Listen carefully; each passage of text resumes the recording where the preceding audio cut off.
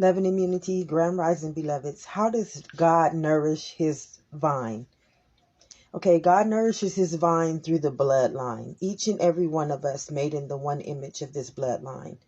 Each and every one of us formed into this one image called the body.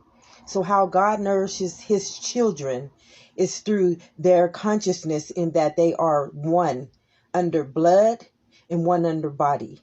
When we separate ourselves under race, religion, sex, politics, government, schools, when we separate ourselves from one in this blood and one in this body, calling ourselves duality, we are no longer nourished by source. Each and every one of us wondering why the body ages, why the body dies, why the body gets sickened. It's because we are no longer under the nourishment or the consciousness of the cell body of creation. Each and every one of us not understanding that we are not the body. Each one of us understanding that the body did not create us. The blood created the body. That means that the body is the child of the blood or the cell. And each and every one of us taking that conscious understanding or that one law and taking it outside of itself and wondering why we're no longer nourished, why we're no longer sustained, and why life is not given to us abundantly.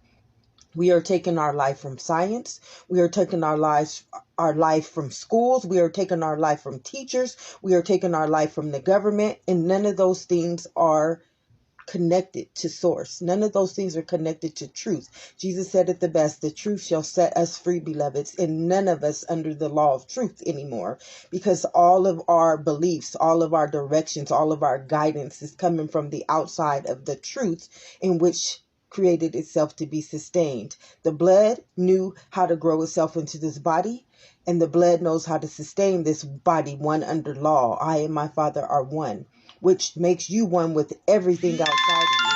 Yet we don't have any understanding of why life is not sustaining us. Life can't sustain something that's taken its own source or its own consciousness or its own bloodline outside of its own root nature, outside of its own nourishment.